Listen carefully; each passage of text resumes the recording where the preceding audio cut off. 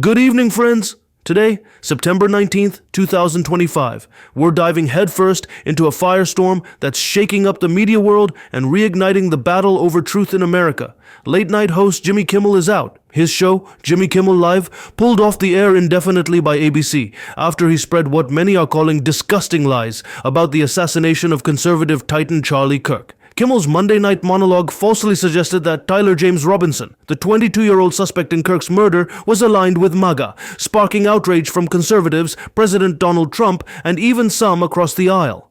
President Trump didn't hold back, celebrating the suspension on Truth Social and doubling down to reporters. Jimmy Kimmel was fired because he had bad ratings, more than anything else, and he said a horrible thing about a great gentleman known as Charlie Kirk.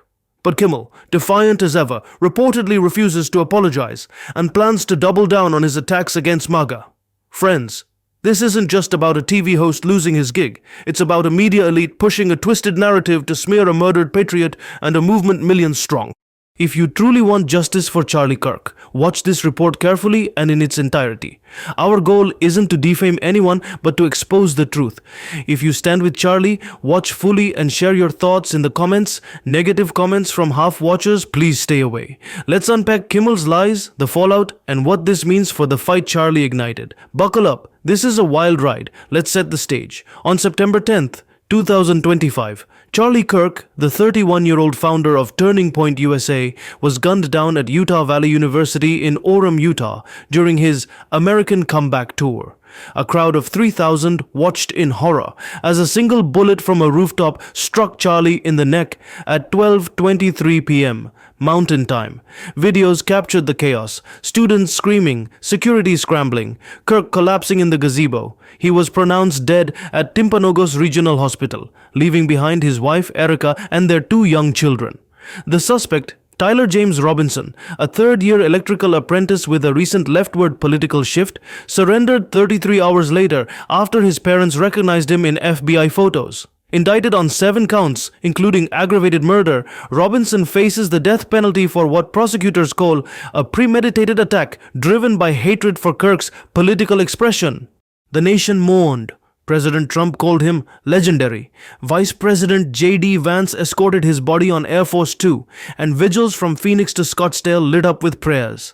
Turning Point USA, Charlie's brainchild, saw 54,000 new chapter inquiries, doubling his goal of 20,000, proving his movement is unstoppable.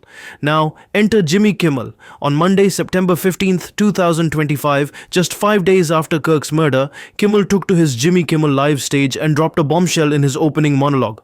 Here's what he said. We hit some new lows over the weekend with the MAGA gang desperately trying to characterize this kid who murdered Charlie Kirk as anything other than one of them and doing everything they can to score political points from it. In between the finger pointing, there was grieving on Friday. The White House flew the flags at half-staff. This wasn't a slip of the tongue, it was a deliberate attempt to paint Robinson, a left-leaning radical with a trans partner and texts railing against Kirk's hatred, as a MAGA supporter. The backlash was swift and ferocious. ABC announced that Jimmy Kimmel Live was preempted indefinitely, and Next Star Media Group, which operates ABC-affiliated markets, condemned Kimmel's recent comments concerning the killing of Charlie Kirk and replaced his show with alternative programming. President Trump wasted no time, posting on Truth Social late Wednesday, September 18th. Great news for America. The ratings challenge Jimmy Kimmel Show is cancelled. Congratulations to ABC for finally having the courage to do what had to be done. Kimmel has 0 talent and worse ratings than even Colbert, if that's possible. That leaves Jimmy and Seth 2 total losers on fake news NBC. Their ratings are also horrible. Do it, NBC. President DJT Trump didn't stop there. Speaking to reporters, he hammered Kimmel. Jimmy Kimmel was fired because he had bad ratings, more than anything else, and he said a horrible thing about a great gentleman known as Charlie Kirk. Jimmy Kimmel is not a talented person. He had very bad ratings, and they should have fired him a long time ago. You can call that free speech or not. He was fired for lack of talent, but here's the kicker. Kimmel's show wasn't exactly struggling. In 2025, Jimmy Kimmel Live ranked 2nd in overall late-night viewership and first among the coveted 18 to 49 demographic, a goldmine for advertisers. So, was this really about ratings, or did Kimmel cross a line by smearing a murdered conservative icon and MAGA? Reports indicate he's doubling down, refusing to apologize, and planning to escalate his attacks on the movement. This defiance has sparked a firestorm, with some calling for federal probes into his claims. The evidence against Kimmel's narrative is overwhelming. Robinson's texts to his roommate and partner, Lance Twiggs, reveal a clear motive: hatred for Kirk's conservative views. In one message, Robinson wrote, "I had enough of his hatred. Some hate can't be negotiated out," and detailed his plan, hiding the rifle, changing outfits, engraving bullets with memes like, "Hey fascist, catch." His voter record shows him as unaffiliated but inactive, and classmates describe him as quiet, not a MAGA zealot. Twiggs, a transitioning male, cooperated with police, but his own troubled past, drugs, radical rants, raises questions about their circle. Then there's George Zinn, the 71-year-old decoy, who shouted, "I shot him, now shoot me," after the attack, later charged with possessing child abuse images. These details paint a picture of a left-leaning radical, not a Trump supporter. Yet Kimmel's monologue ignored this, accusing MAGA of desperately trying to characterize this kid as anything other than one of them. The lie didn't just sting, it infuriated a nation grieving Charlie's loss. The reaction was seismic. Caitlin Sinclair, former Turning Point Action spokeswoman, joined a broadcast to slam Kimmel. Jimmy Kimmel lost his job because he spread lies saying that MAGA and our people are the ones responsible here. This is the exact same type of rhetoric that created the monster that murdered my friend Charlie. She argued that if someone had questioned George Floyd's death in a 2020 comedy monologue, they'd be fired on the spot. So why should conservatives face a double standard? Sinclair called it a warning message to mainstream media. Pushing their twisted narratives as truth is no longer going to stand. The American mind is breaking on X. Users echoed her fury. At 45, Quester posted, "Kimmel's lies about Charlie Kirk's killer being MAGA are disgusting. Good riddance to his show."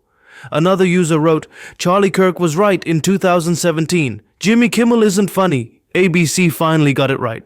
The media pylon didn't stop with Kimmel. Former President Barack Obama, speaking at an event, took a swipe at Kirk's legacy. "I didn't know Charlie Kirk. I was generally aware of some of his ideas. I think those ideas were wrong, but that doesn't negate the fact that what happened was a tragedy and that I mourn for him and his family." The crowd's applause at "those ideas were wrong" drew sharp criticism. Sinclair responded, "It's disgusting." Obama thinks Charlie's ideas of praying for Jesus Christ's guidance, rational debate with students, or marriage between a man and a woman were wrong. There is no but when it comes to murder. Obama also blamed Trump, saying extreme views were not in my White House, but were embraced by Trump's administration. This narrative, that Kirk's rhetoric or MAGA's influence somehow incited the shooting, has been echoed by outlets like CNN, where Caitlin Collins claimed, "We don't have a motive yet," despite clear evidence of Robinson's left-wing leanings. An ABC News reporter even called Robinson's texts to Twiggs touching, focusing on his "my love" messages while downplaying the murder plot. Cleveland's largest newspaper podcast speculated the shooter was probably conservative, ignoring evidence. MSNBC's claim that the internet isn't cheering Kirk's death was debunked by TikTok videos celebrating the tragedy. This media distortion has real-world consequences. At Texas State University, a student imitated Kirk's assassination while threatening Tippusay members at a memorial, leading to their expulsion.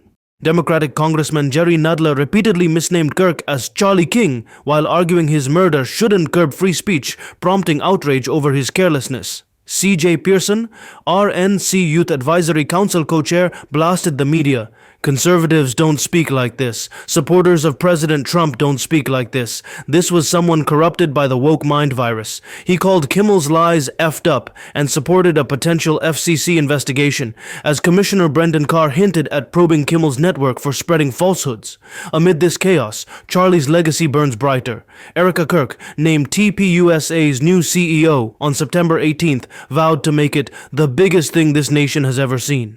Her Instagram tribute, "Forever admiring your greatness," shared a photo of Charlie at UVU, reflecting on their basketball court dates and his "Work Harder, Be Better" bracelet he gifted to a student. "This is your Jordan photo," she wrote, "permanently etched in my heart." Erika's September 12th speech declared, "The cries of this widow will echo like a battle cry." The September 21st memorial at State Farm Stadium, featuring Trump, Vance, and others, will draw thousands. TPUS's growth, 54,000 chapter inquiries, shows Charlie's vision thriving. The Charlie effect is sweeping the nation, with thousands buying Bibles and attending church for the first time, inspired by his faith. Sinclair shared, "I went to church for the first time in years because of Charlie." This revival, paired with Erika's leadership, signals an unstoppable movement. But questions linger. Why did Kimmel push a baseless narrative? Was it to deflect from the shooter's radicalism or score points against MAGA? And what about the media's broader role in fanning division? Now the question is, what punishment should Jimmy Kimmel and those who spread lies about Charlie Kirk face? Should Tyler Robinson's family or others who misled the nation be held accountable? What's your opinion? Share it in the comments below.